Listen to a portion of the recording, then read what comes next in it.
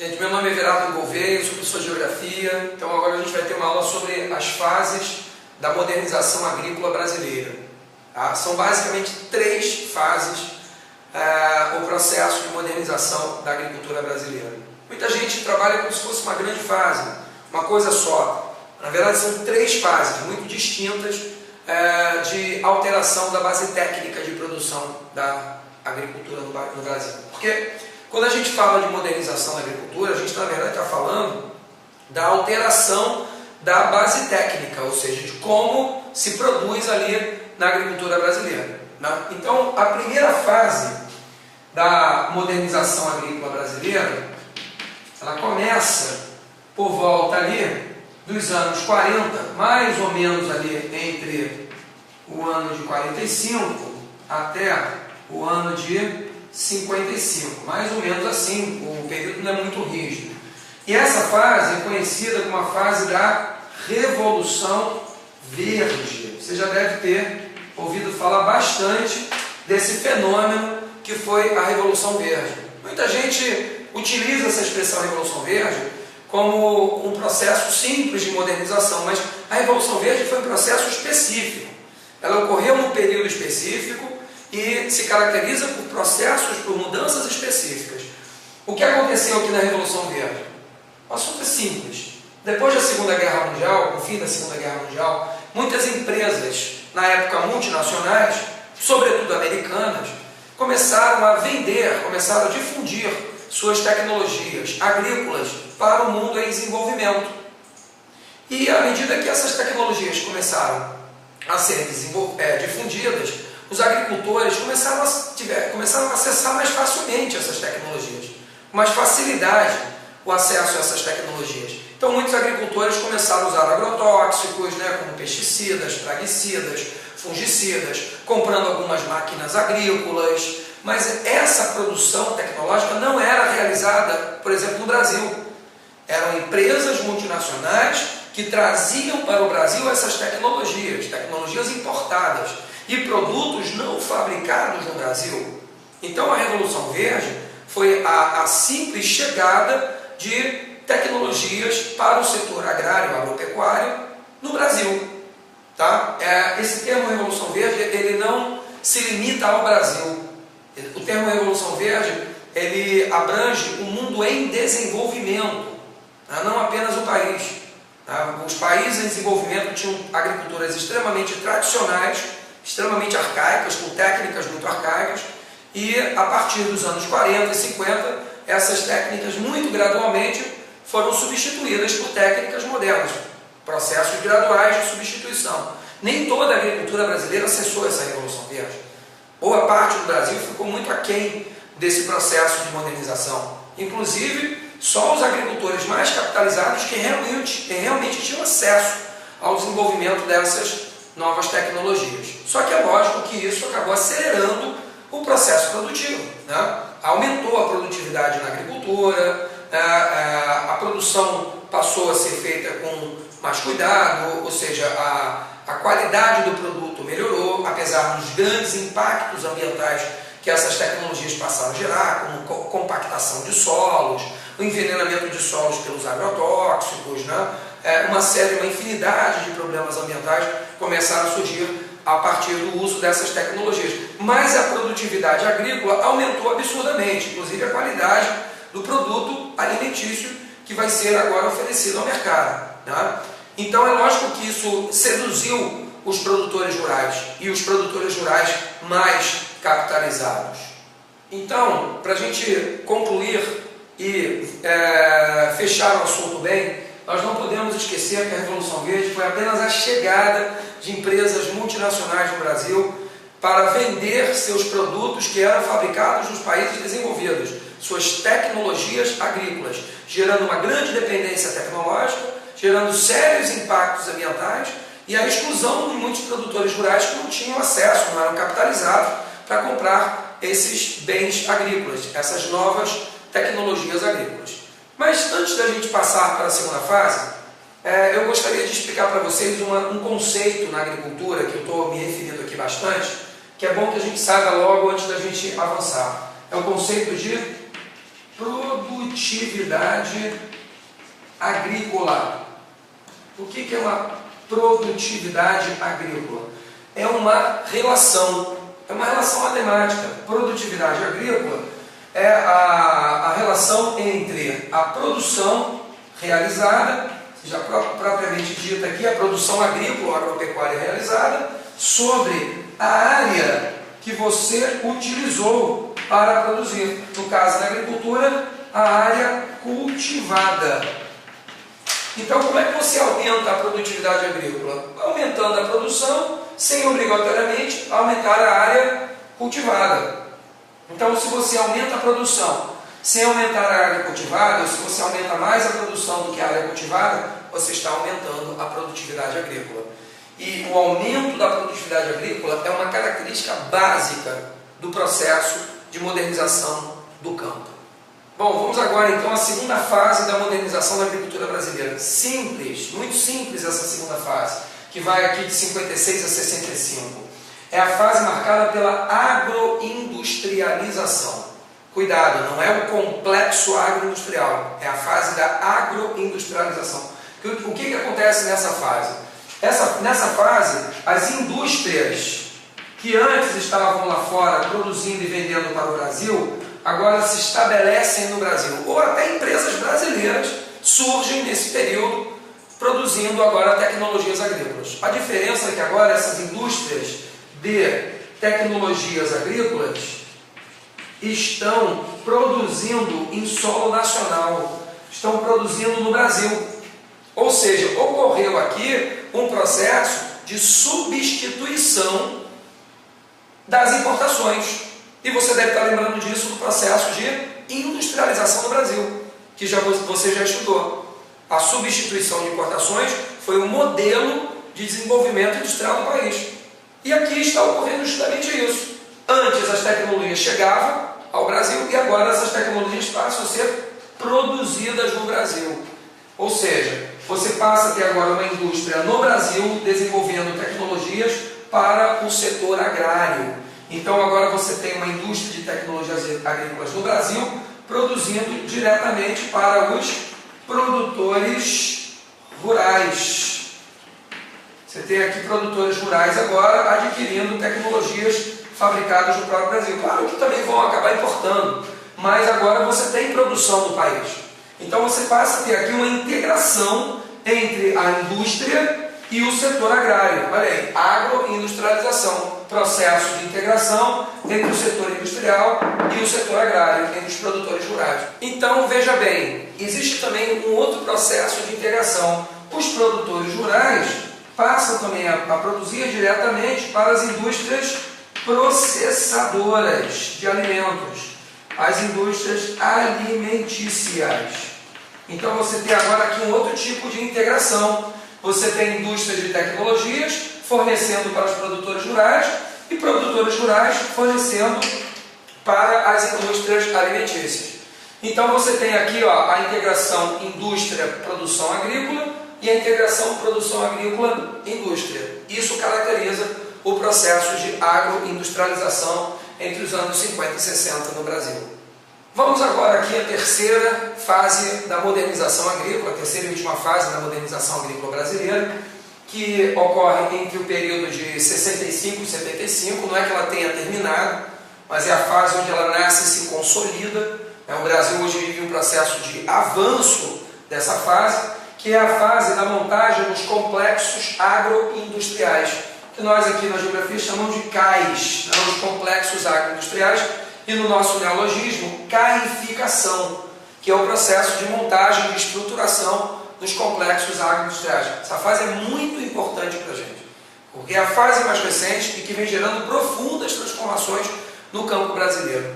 O CAI, o Complexo Agroindustrial, pela primeira vez surgiu nos Estados Unidos, na década de 40, e hoje a agricultura americana praticamente é toda caificada, fato que vem ocorrendo no Brasil mais recentemente, aliás, em boa parte do mundo, né? No Brasil esse CAI se consolida nesse período.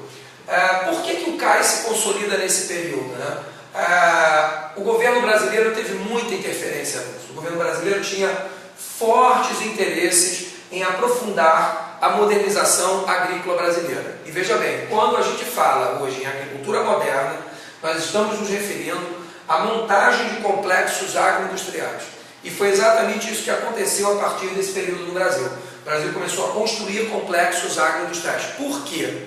Porque o governo federal tinha interesse em ampliar a capacidade exportadora brasileira, em ter condições de pagar a dívida externa brasileira, e isso implicava um aumento brutal da produtividade da agricultura brasileira, inclusive com a agregação de valor ao produto que será exportado, porque os complexos agroindustriais, na maioria dos casos, nasceram para atender ao mercado internacional. À medida que você passa a ter um complexo agroindustrial aqui, você passa a ter a exportação de produtos com valor agregado elevado. Tá? Claro que existem muitos CAIs voltados para o mercado interno no Brasil, mas obviamente que muitas culturas caificadas no Brasil foram desenvolvidas para atender, sobretudo, ao mercado internacional. Então, o governo brasileiro, sobretudo os governos militares, tiveram muito empenho em desenvolver esses complexos agroindustriais, porque sabiam que essa profunda modernização no campo ampliaria a produtividade agrícola brasileira e enriqueceria a balança comercial brasileira, tornaria a balança comercial brasileira positiva, uma balança comercial superavitária, capaz de contribuir para o pagamento da nossa dívida externa, que se avolumava a partir ali do final dos anos 60, início da década de 70, com o milagre econômico brasileiro. Então, você sabe que o Brasil, no milagre, quintuplicou a dívida externa.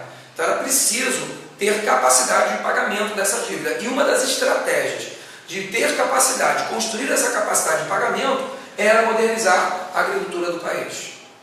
Vamos então agora ao modelo de CAI. Eu vou explicar para vocês o que é um CAI e como ele funciona, né? Todo o funcionamento do CAI. Coloquei um esquema aqui para ajudar. O que você começa a perceber aqui é que o CAI ele tem um número maior de parceiros, né? Por isso que é chamado de complexo, né? Ele tem um complexo de atividades ali.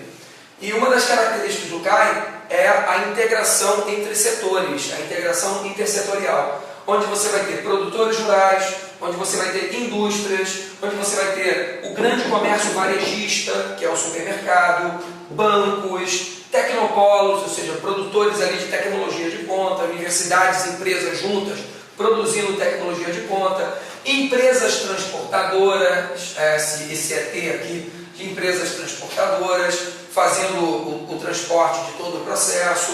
Então você encontra aí setores os mais diversos, né? O setor primário, o setor secundário, o setor terciário, o setor quaternário, né? Enfim, toda uma infinidade de serviços e de produção atendendo ao complexo agroindustrial.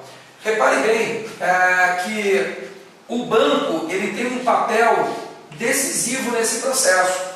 O sistema financeiro ele financia todas as atividades. Sem o sistema financeiro o CAI jamais existiria.